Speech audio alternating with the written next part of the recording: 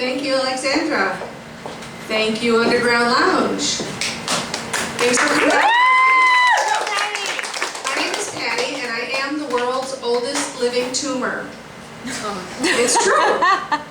When my mom was pregnant with me, they didn't have ultrasound and they didn't have all these fancy tests to determine if a woman was pregnant. What they would do is they would take a woman's urine and inject it into a female rabbit. If the rabbit died, that meant the woman was pregnant. That's where that expression comes from, the rabbit died. Now you know. So my mom didn't kill any rabbits, but I was her 4th pregnancy. She knew she was pregnant. This went on 5 months, arguing with the doctors back and forth about her being pregnant. She saved my life. So she thinks kind of that gives her a little extra leeway in giving me shit. and it does, actually. She's not been well the last couple of years. She's been a smoker her whole life, and she's got that, that raspy smoker's voice. Sounds like she's gargled with broken glass and razor blades for about 50 years. That's her voice. And she's got emphysema, so she really needs to lay off the cigarettes. But she'll say to me sometimes, I can still smoke if I want to. Like, of course you can, Mom. Just be sure to turn the oxygen off before you light up, okay? I had some people over not long ago. They all went out onto my deck. They were smoking. They put their cigarettes out in my flower box. The next day, Mom came over for dinner. After dinner, she disappeared. Where'd she go? I look out my kitchen window, and I will be damned. That old lady is bent over my flower box, picking out each and every cigarette butt and putting it in her pocket like a friggin' hobo. So I walk out there. She has no idea I'm out there. She's just bent over. Oh, this is a Marlboro and a Cool and a Camel and a Winston. She's just picking those cigarette butts and putting them in her pocket. So finally, after about 2 minutes, I finally say, "Hey, lady!" She jumps up. I was taking the cigarettes out so the dogs wouldn't get them.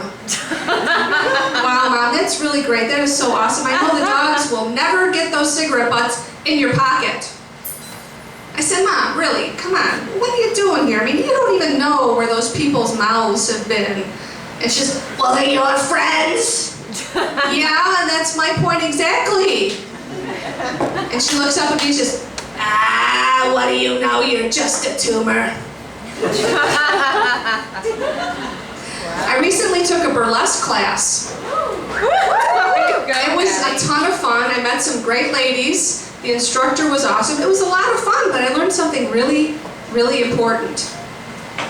The world is a much better place if I keep my clothes on. So no worries. Have you ever had a conversation with an elderly person that suddenly turned sexual? And by elderly, I mean like somebody over 80 or 90. I used to be a nurse's aide years ago. I had the little white uniform, the white stockings, the white shoes, the whole bit.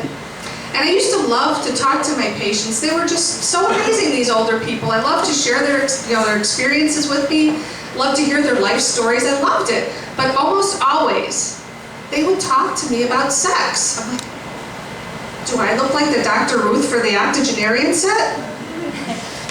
It was creepy. So this one guy puts his call light on in the bathroom. And people don't generally turn the call light on in the bathroom unless there's really trouble, because nobody wants a stranger coming in when you're in the bathroom. It's a little awkward. So I go running down the hall, I go in the guy's room, I hear the shower running, and I'm knocking on the door, I'm like, are you okay? Are you okay? Are you okay? There's no answer. In my mind, the guy is on the floor in the shower with his head cracked open and he's bleeding to death. So I open the door, the shower's running, he's in the shower, I'm like, okay, he's not on the floor, that's okay. But I open the shower curtain, he's got his back to me.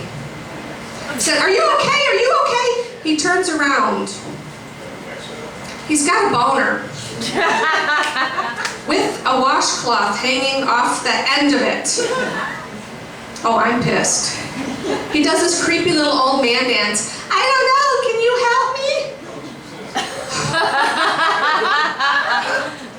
So I grab the washcloth off his pecker and I throw it in his face and I walk out of the room.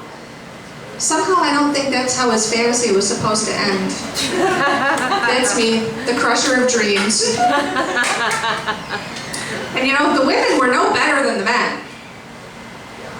these women, one old lady said to me, she says, did you ever take one of these nice young doctors into one of the empty rooms and have a little fun? On one of those beds that one of you old people just pooped in or peed in or God knows what in? Are you kidding me? But my favorite memory is this one patient, Israel. I don't remember his last name anymore, but he was a fantastic old guy, 93 years old, had this thick white hair and these sparkling blue eyes. You could tell there was still something going on up there. He was just a really neat old guy. And I said to him, I said, Israel, what is your secret? I was like, you are so with it, you're so sharp. How do you do it? Kid, let me ask you something. You want to know my secret? I got a young girlfriend. She's 70. Every once in a while, a little something happens. And when I'm too old to cut the mustard, I can still lick the jar.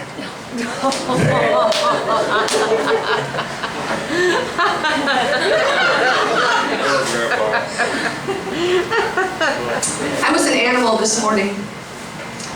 I was. I hit that bad boy 5 times. I hit it 5 times. I was going in for number 6. And my husband reached over, touched me on the shoulder, and said, baby, please, no more, please. I can't stand it, no more. You know, that man has absolutely no appreciation for the snooze button. Anybody here like going to the dentist? Oh, come on, I know everybody loves going to the dentist. I know, nobody likes going to the dentist. I know this because I'm a dental assistant. Nobody likes going to the dentist because we're always telling you to brush your teeth and to floss after eating, and nobody does. You know, one of the strange things about my job is that there's a small percentage of people, when they sit in that chair, they suddenly become incapable of swallowing their own saliva. I barely get the bib around them, and they're like, can you suck it? I need some suction in you. Oh, for God's sakes, it's your own saliva. Will you just swallow it, you nut job? What do you do with it the other 23 hours of the day? Just swallow it. And you know, I understand going to the dentist is a very anxiety-producing moment for some people. Some people are very nervous, and sometimes we use sedation, and sometimes we even give it to the patients. We had this one lady sedated, ready to start the procedure, and the doctor says to her, open please. She opens her legs very wide. I look down at the patient, I look at the doc, and I'm like, hey doc, I think she likes you. You know, I'm a little hesitant to tell people what I do for a living because people have this preconceived notion that working in somebody's mouth is dirty, icky, disgusting, whatever, all these other adjectives, but you know, it's what I do. So I met the gynecologist one day, got my legs up in the stirrups, because you know, that's how it's done. The doctor looks up at me and he says, what do you do again for a living? I forgot. I said, I'm a dental assistant. And he looks at me like he's bitten into something rotten, disgusting. And oh God, the mouth is such a filthy and disgusting place. I don't know how you stand it. And I'm thinking, are you kidding me? You think your job is better than mine? Really? Really? Because I happen to know not every woman is good about her personal grooming habits. I know this. Oh, not this story. I don't like this story. But the best thing about my job is I never know what I'm going to find when I look in somebody's mouth. It's always an adventure. Had this one guy in the chair. I wiggled off his temporary bridge. Oh my God. Underneath was a huge, and I mean huge, wad of pubic hair. I cannot deal with that story. It's so gross. Yikes is right. Not weird. Well, I know one thing. At least he flossed after he ate. That's my time. I'm Patty Vaccarella. Have a great evening.